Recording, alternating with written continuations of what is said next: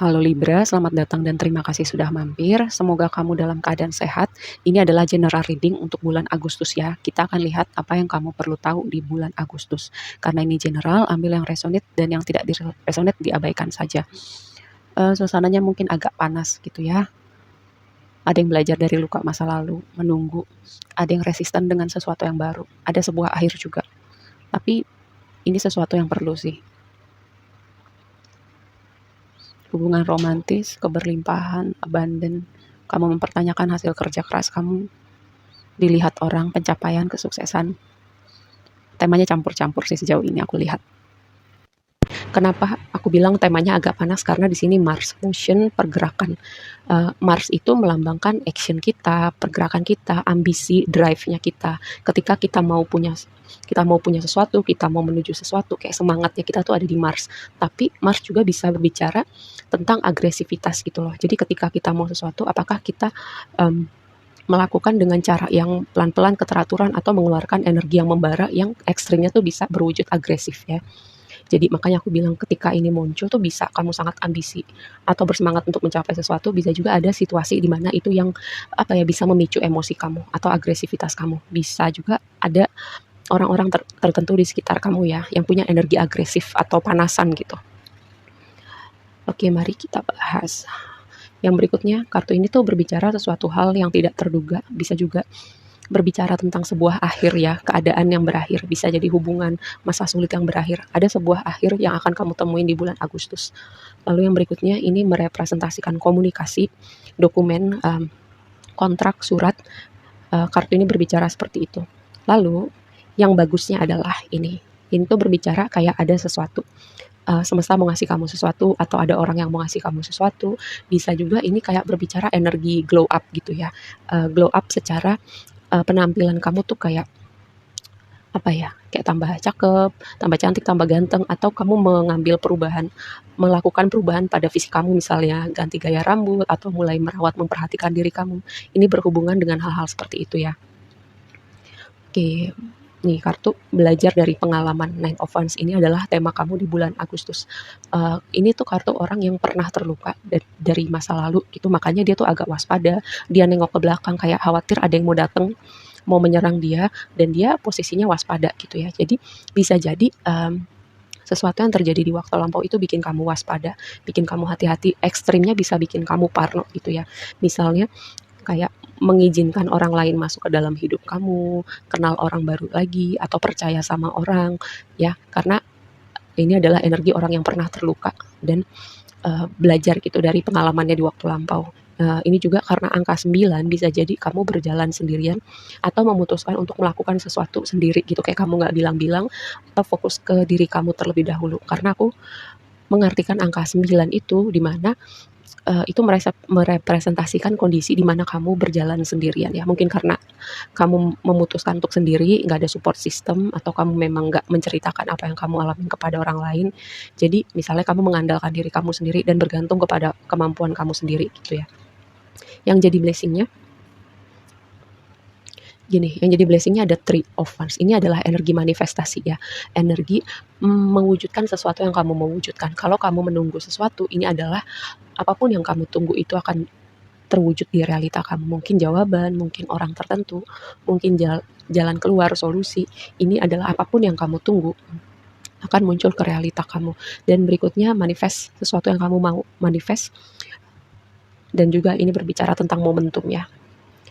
Dan sebagian lagi dari kamu gini, kalau misalnya kamu mau melakukan sesuatu ya, misalnya kamu punya ide apa gitu, terus kamu mau melakukan sesuatu, misalnya kamu nunggu keadaan sempurna, misalnya contoh aja gini, aku mau jadi YouTuber gitu, tapi kamera aku nggak bagus, tapi skill aku bagus nggak ya? Kayak kamu banyak excuse-nya, banyak alasan untuk kamu nggak memulai apapun itu definisi hal yang mau kamu mulai. Ini sebuah reminder buat kamu kalau kamu mau mulai sesuatu, itu mulai aja dulu. Nanti seiring berjalannya waktu ya, kamu pelan-pelan akan belajar, kamu pelan-pelan bisa upgrade peralatan yang kamu butuhkan. Nanti pelan-pelan kamu akan upgrade skill kamu dalam bidang yang kamu baru mulai ini. Yang penting kamu mulai aja dulu. Kamu nggak akan pernah tahu kayak ke depannya kamu akan berprogres seperti apa ya, hasilnya seperti apa. Ya kalau kamu nggak mulai aja dulu. Nih, ambisi, semangat, pergerakan, optimisme, ya. Ini sebuah reminder untuk kamu yang terpikir nih untuk memulai sesuatu. Memulai sesuatu yang baru, jadi tantangan kamu. Bisa jadi gini, dengan 2 kombinasi kartu ini ya, ini kayak serupa gitu loh. Kayak semesta menghadirkan atau memberikan kamu sesuatu, misalnya kesempatan, peluang, ya, membukakan pintu, jalan, menunjukkan kamu sesuatu. Ini aku hadirkan nih, selebihnya kamu rawat, kamu kembangkan, ya. Aku udah bukain jalan, selebihnya kamu coba pelan-pelan untuk melangkah. Ini yang pertama, karena ini posisinya ada di tantangan kamu ya. Lalu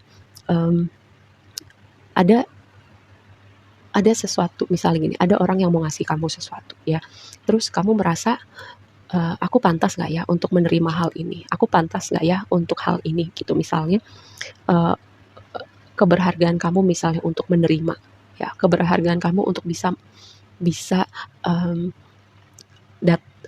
menerima pemberian apapun ya, misalnya pemberian barang, misalnya pemberian cinta gitu. Ini bisa berwujud apa aja gitu. Ada sesuatu yang baru di dunia realita kamu atau ada orang yang mau ngasih sesuatu sama kamu, tapi kamu ada rasa keseganan untuk menerima atau membukakan pintu untuk sesuatu yang baru ini atau orang yang baru ini ya. Dan juga um, ada keseganan untuk melangkah ketika semesta membukakan jalan buat kamu, menghadirkan kesempatan buat kamu karena mungkin ini tadi ada faktor masa lalu, pernah kecewa, pernah gagal, pernah terluka. Jadi kamu mungkin segan mencoba lagi, kamu mungkin segan membuka pintu hati untuk orang yang baru lagi, ya itu ada resistensi kamu karena sesuatu yang terjadi di waktu lampau. Jadi yang tadi aku bilang ada kewaspadaan, kehati-hatian, bahkan mungkin ekstrimnya bisa parno ya. Nih, ini tuh kartu yang muncul ketika gini, kamu memprotek hati kamu ngejagain hati kamu.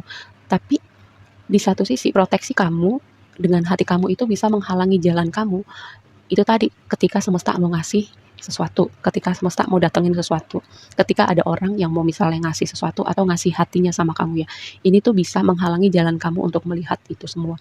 Jadi kamu perlu gini, kamu perlu hati-hati, kamu perlu memulihkan, memproses apapun yang belum beres ya dari waktu lampau gitu. Karena kalau misalnya kejadiannya masih baru gitu ya, yang bikin kamu terluka, wajar gitu kalau kamu butuh proses untuk butuh waktu untuk memproses luka itu. Tapi kalau misalnya waktunya udah lama berlalu, terus kamu masih apa ya, masih ada keparnoan, masih ada kehati-hatian, kayak udah apa ya, udah nggak mau melihat lagi, udah nggak mau membuka hati lagi, ya udahlah, aku menutup pintu untuk orang baru, misalnya gitu. Ya udahlah, aku aku ke depannya aku jalan sendirian aja, udah nggak usah mikirin cinta lagi, hal-hal semacam itu ya, kayak menutup hati karena pernah kecewa di waktu lampau. Dan ini bisa berlaku untuk apapun. Misalnya mencoba hal yang baru juga bisa ya. Kalau pernah, misalnya kamu punya ide kreatif terus kamu lakukan gitu, kamu punya ide bisnis kamu lakukan, tapi di waktu lampau tuh hasilnya nggak seperti yang kamu mau atau ada kegagalan, jadinya kamu berhenti dan kamu mencoba lagi. Oke, yang perlu kamu perhatikan gini, dengan Eight of Cups ini pergi meninggalkan sesuatu yang tidak lagi memberikan kebahagiaan di hati kamu ya.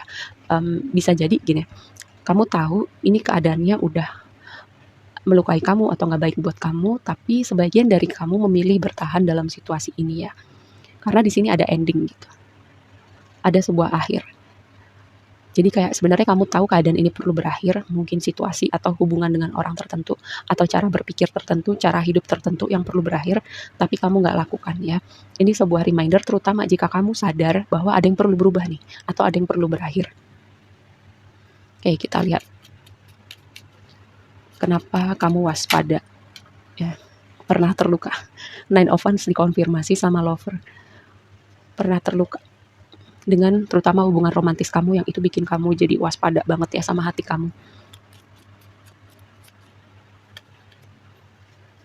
Segan untuk Three of Pentacles ini adalah kartu kompromi, kolaborasi, kerjasama, take and give. Tapi itu tadi, ada kamu yang menutup hati kamu untuk memberikan orang lain ruang masuk sebuah dinamika ya. Hubungan yang take and give, kompromi, kolaborasi, kerjasama. Hubungan apapun kan butuh kompromi, kolaborasi, dan kerjasama ya. Dan saling berusaha mengerti, saling berusaha untuk ada satu sama lain. Tapi kamu kayak nggak memberikan kesempatan itu dan masih menutup hati kamu untuk orang lain berusaha masuk ke hidup kamu. Three of Wands keluar lagi. Ya.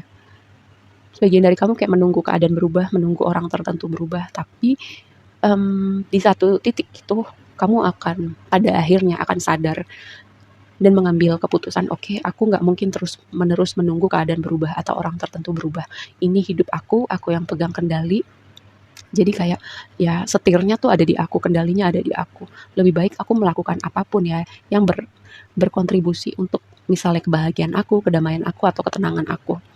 Oke, seperti itu aja dulu readingnya kali ini buat kamu. Semoga bermanfaat dan sampai ketemu di reading berikutnya. Bye.